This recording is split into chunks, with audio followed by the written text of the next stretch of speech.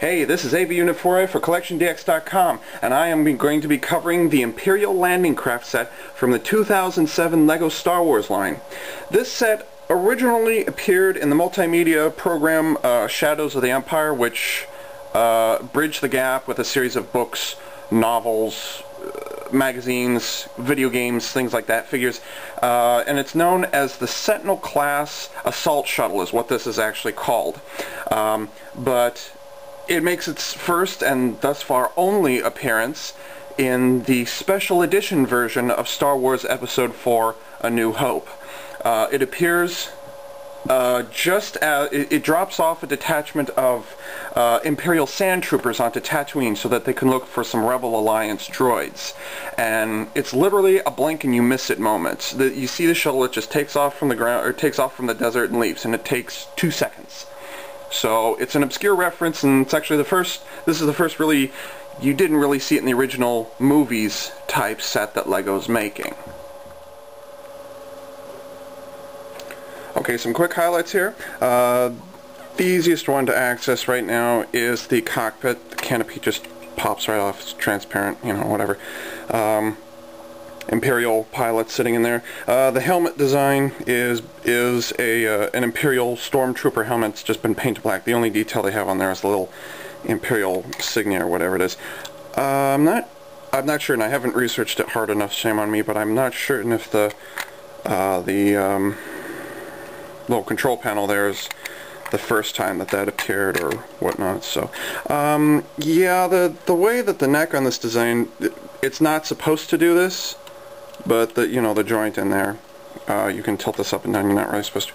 Also note I know the photographs on the side aren't very clear, but these are the quote-unquote retractable laser cannon turrets, so they just sit there and look cute. So just know that they're there. And then the other major feature is that since it has, I mean, this thing is supposed, in the Sentinel class assault shuttle, is supposed to hold like 54 stormtroopers. Well, this one can't.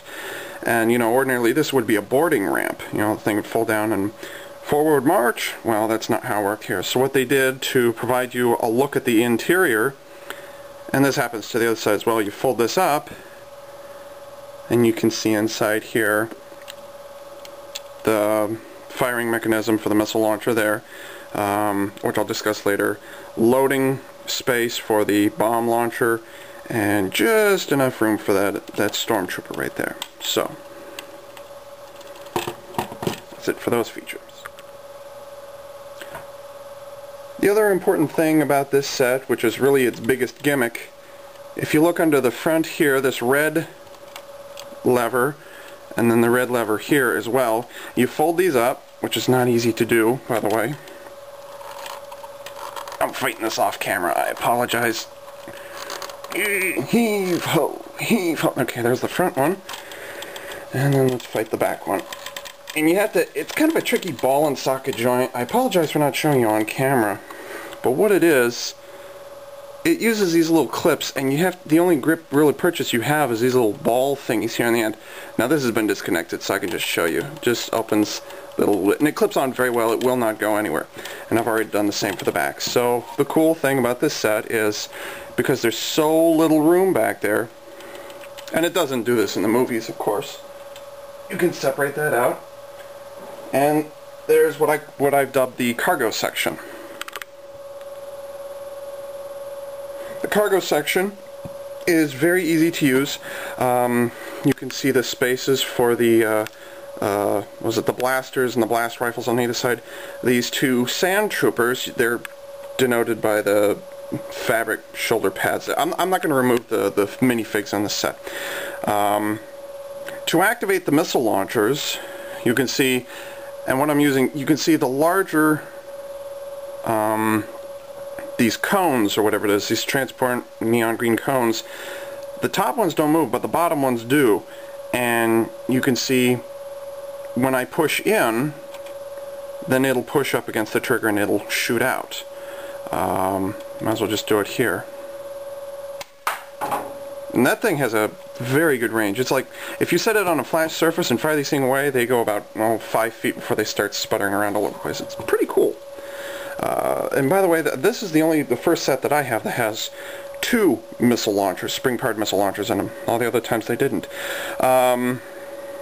The bombs, there's only 4 of them provided, and they're activated separately. What happens is, oh yeah, there are, you see these black kind of 1x2 technique things or whatever.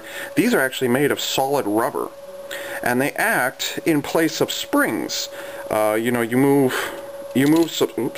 something, and it shoots away like it's supposed to, or it retracts itself. Basically, what happens is the floor of the troughs, is what I call them. Those they dip downwards to launch the missiles. So when I push upward on the levers, and the bombs just shoot out like that. And you know, the same for the other side. So that's the highlight for the cockpit section, or cargo section. Now, if you're thinking to yourself that the cargo section from the Imperial landing craft is kind of a unique feature, well, not necessarily. The original Imperial shuttle set from, was it 95, 96, something like that, did something quite similar. Actually, well, not similar, but the back section could open up. See, I'll get rid of Palpatine's walking staff, and then, you know, you could pull out the section there. So the cargo section on the Imperial landing craft from 2008 was a bit more advanced. It provided a lot more features too. And now for the other really big part, feature. And keep in mind that the tail and the wings are not designed to support its own weight. So the only way you can set this thing on the ground is on these blocky feet here. So you can see there's a knob sticking out the back, and the complex, complex for me, gear system in here. One thing I also want to keep in mind, don't turn this thing upside down because the bombs will fall out of the troughs. Yeah, so anyways, you're going to twist this counterclockwise to open up the wings. Now, I set it at about, it's like 135 degrees or something like that.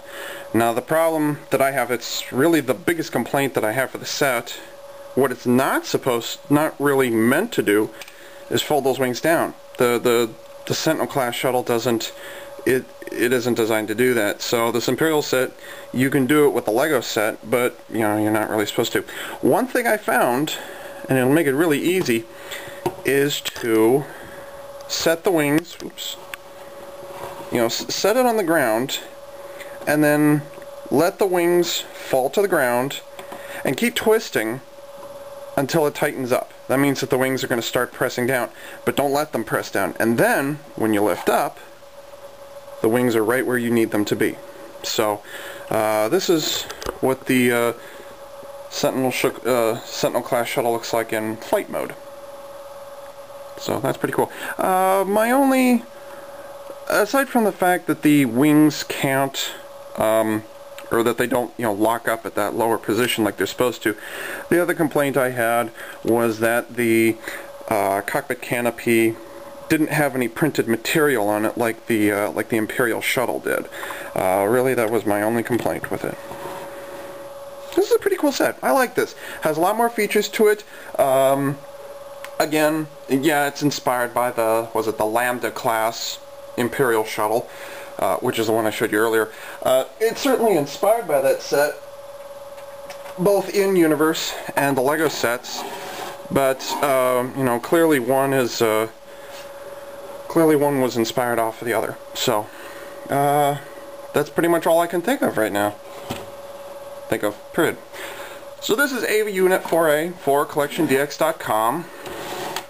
Signing off.